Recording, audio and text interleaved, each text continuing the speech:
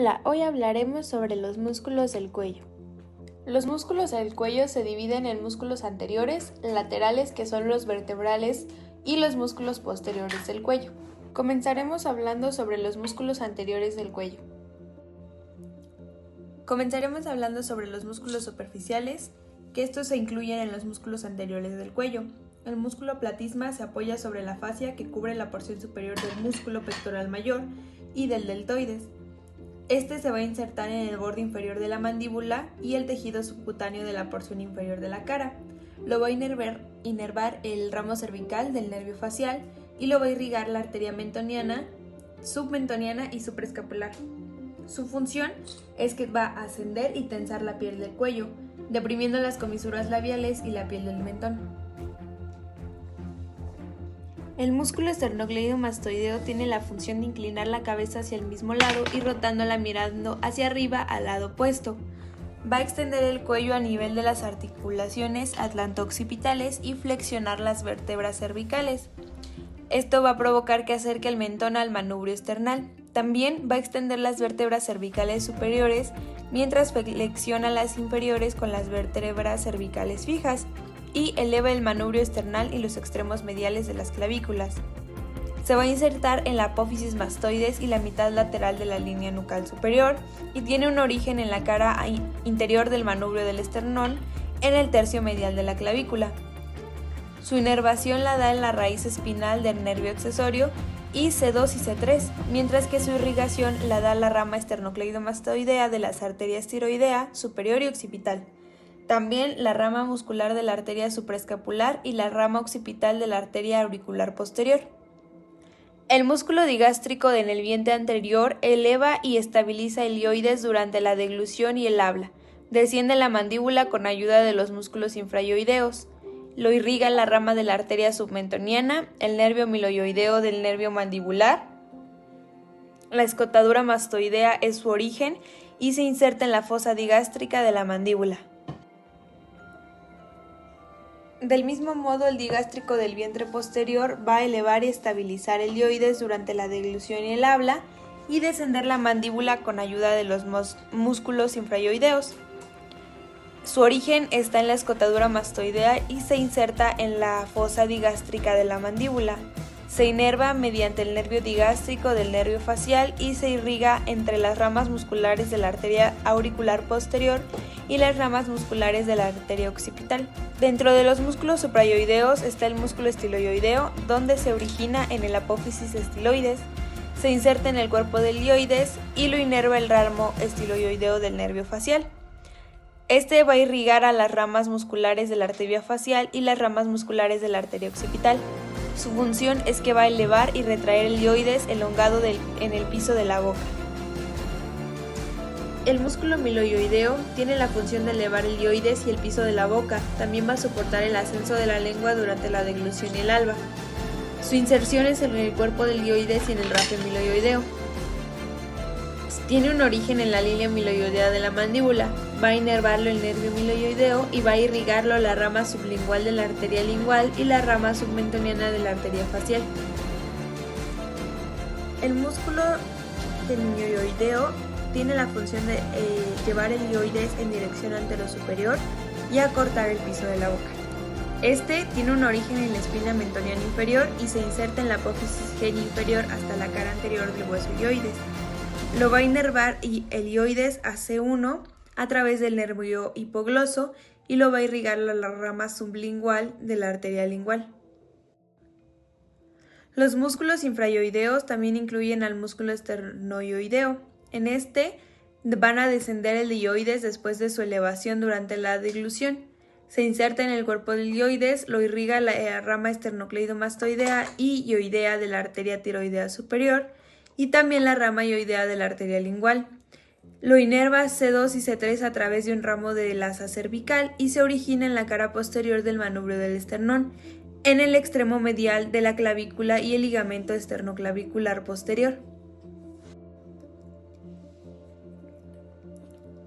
El músculo omoioideo se origina en el borde superior de la escápula y se inserta en el cuerpo del ioides. Lo inerva C2 y C3 a través de un ramo cervical y lo irriga una rama hioidea de la rama arterial lingual. También la rama esternocleidomastoidea de la arteria superior.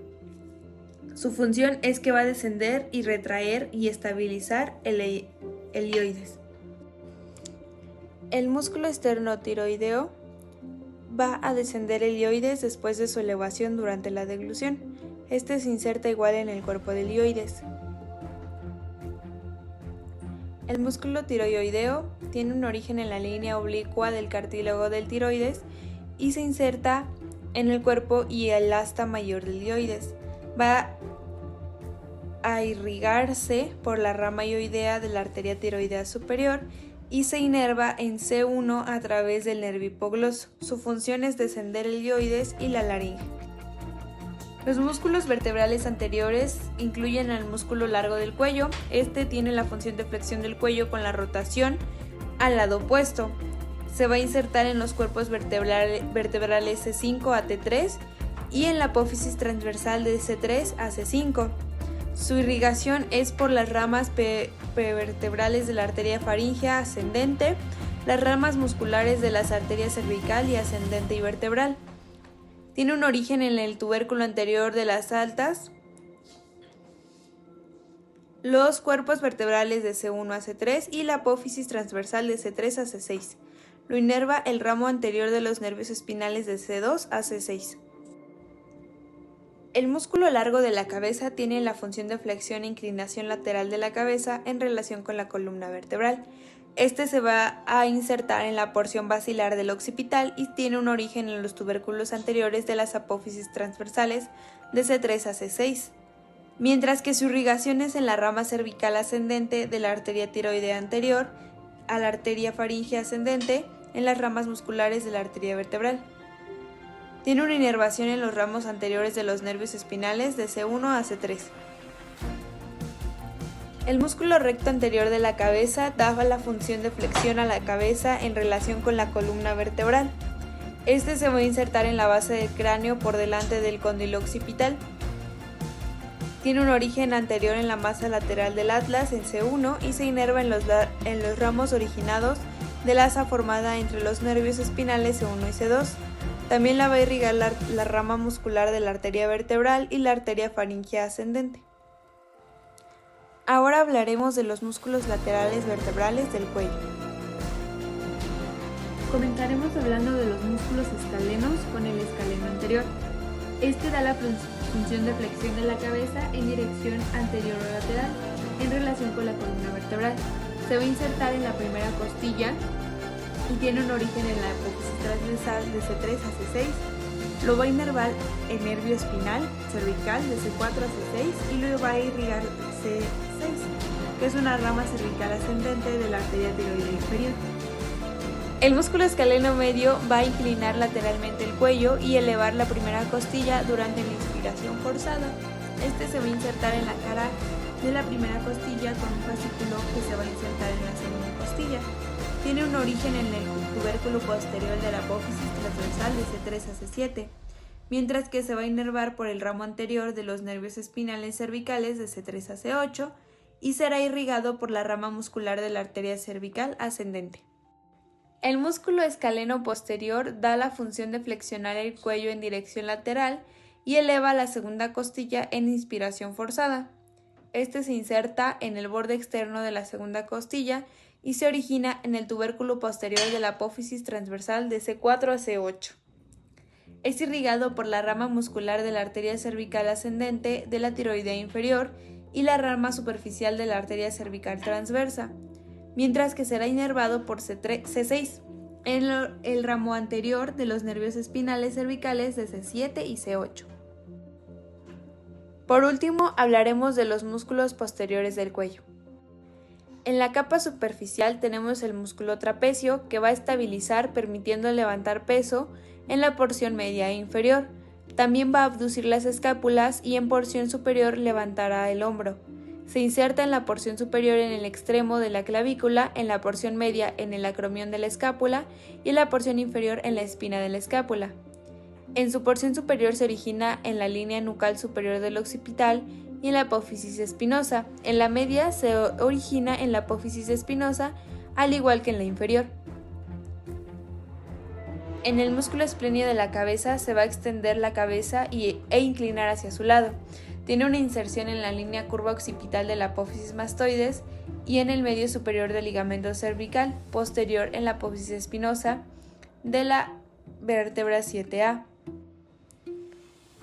Mientras que el músculo espléneo del cuello tiene un origen en la apófisis espinosa de T1 a T6 y una inserción en la apófisis transversal del atlas, axis y la tercera cervical. Los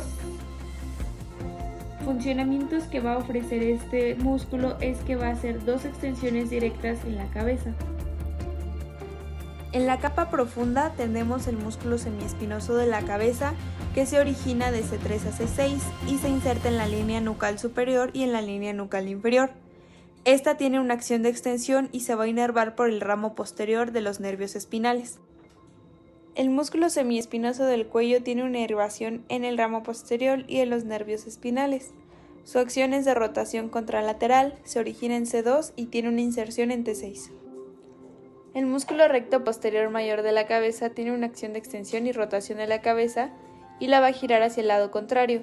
Se inserta en la prominencia rugosa debajo de la línea occipital inferior y se origina en la apófisis espinosa del axis. En la capa profunda menor tenemos el músculo recto posterior menor de la cabeza, que tendrá una acción de extensor de la cabeza. Se va a insertar en la impresión rugosa bajo la línea nucal inferior y se origina en el tubérculo posterior del atlas.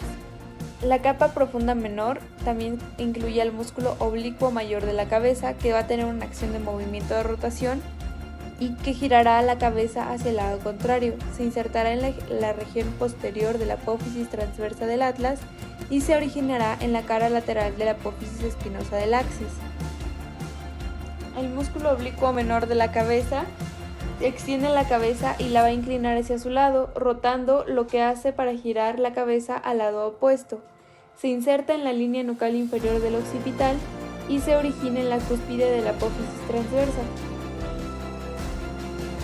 En los músculos de la faringe se dividen por capas y en la capa externa está el constrictor superior. Este nervio va a constreñir la pared de la laringe, ayudando a desplazar el bolo alimenticio hacia el esófago. Se origina en el gancho de la apófisis pterigoides y en el raso peritoneomandibular, en la porción posterior de la línea meloidea de la mandíbula y en la cara lateral de la lengua. Este se va a insertar en cada lado opuesto del raso medio de la laringe y en el tubérculo faríngeo del hueso occipital. Se inerva por el plexo faríngeo del nervio vago. En la capa externa también está el constrictor medio, que tiene un origen en el ligamento estiloioideo y en las astas del ioides. Se va a insertar en cada caso, enrollándose posteriormente alrededor de la laringe para unirse con el lado opuesto en el raso medio de donde se inserta. Su acción es que va a constreñir la pared de la faringe, ayudando durante la deglución, desplazando el bolo alimenticio hacia el esófago, y lo va a inervar el plexo faríngeo del nervio vago. El constrictor inferior va a dar origen en el de forma trapezoidal en la línea oblicua del cartílago tiroides y en la cara lateral del cartílago cricoides. Este se va a insertar en cada caso, enrollándose posteriormente alrededor de la laringe para que se pueda unir con el lado opuesto del raso palatino. Va a constreñir la pared de la faringe y ayudar a desplazar el bolo alimenticio, y se inerva en el plexo faríngeo del nervio vago. En la capa interna de los músculos de la faringe está el palato faríngeo, que tiene un origen en el paladar duro y la aponeurosis palatina. Se inserta en el borde superior de la lámina del cartílago tiroides y los lados de la faringe y esófago. Su acción es de elevar la faringe y la laringe durante la deglución y también al hablar, mientras que se va a inervar por el plexo faríngeo del nervio vago. El músculo salpingofaríngeo va a tener origen en la porción cartilaginosa de la tuba auditiva y se inserta uniéndose con el palato faríngeo, que termina en la fascia laringobasilar. Este va a tener una acción de elevar la faringe durante la deglución y al hablar. El nervio plexofaríngeo es el que lo va a inervar. El músculo estilofaringeo va a tener la acción también de elevar la faringe y la laringe durante la deglución, al igual que el anterior, y este se origina en el proceso estiloides del hueso temporal y se inserta en borde posterior y superior del cartílago tiroides. Lo va a inervar el nervio glosofaríngeo. El músculo cricotiroideo va a tener la función de dibujar el cartílago tiroides anteriormente, va a alargar y tensar el ligamento vocal y se inserta en parte oblicua en el cuerno inferior del cartílago tiroideo y en la parte recta en el margen inferior del cartílago tiroideo. Lo va a irrigar una arteria y una vena cricotiroidea y lo inerva el nervio laríngeo externo, mientras que su origen va a ser en la parte anterior del cartílago cricoides. El músculo tiroaritenoideo es delgado, está muy poco desarrollado y se inserta en la superficie interna de la lámina tiroidea. Este se va a extender hasta alcanzar el borde lateral del cartílago artenoides correspondiente. Su contracción va a traccionar hacia adelante y hacer rotar medialmente el aritenoides, lo que va a aproximarlos entre sí y va a modificar la cámara ventricular. El músculo cricoaritenoideo posterior se inserta en la cara posterior de la lámina del cricoides, a un lado de la línea media. En él sus fibras se van a dirigir hacia arriba y hacia afuera para que se puedan insertar en la parte posterior de la apófisis muscular del cartílago. La contracción de este va a provocar que la apófisis muscular gire hacia la línea media y que la vocal se separe de ella, abriendo la hendidura glótica y separe las cuerdas vocales. El cricoaritenoideo lateral va desde la parte posterior de la apófisis de un aritenoides hasta la cara externa correspondiente del arco cricoideo. En este, su contracción va a arrastrar hacia adelante la apófisis vocal y hace girar el cartílago, lo que forma que las apófisis y cuerdas vocales se vayan hacia adentro y se aproximen. El músculo aritenoides anterior y oblicuo va a unir a ambos cartílagos aritenoides por sus caras posteriores. Esto va a provocar una contracción cerca de los aritenoides hacia la línea media, cerrando la porción de la hendidura glótica. Por último está el músculo vocal. Este músculo es un músculo anterior que va a modificar el grado de apertura o cierre de la hendidura glótica, pero se usa para modular la voz. Es necesario también controlar el tono y la consistencia de las cuerdas vocales. El músculo se inserta en el ángulo entrante del cartílago tiroides y se dirige atrás hacia la apófisis vocal del cartílago aritenoides. Durante este trayecto va a disponerse lateralmente al ligamento tiroaritenoideo inferior. Su contracción va a generar distintos grados de tensión a lo largo de la cuerda vocal, lo que va a contribuir a la regulación fina del tono de la voz.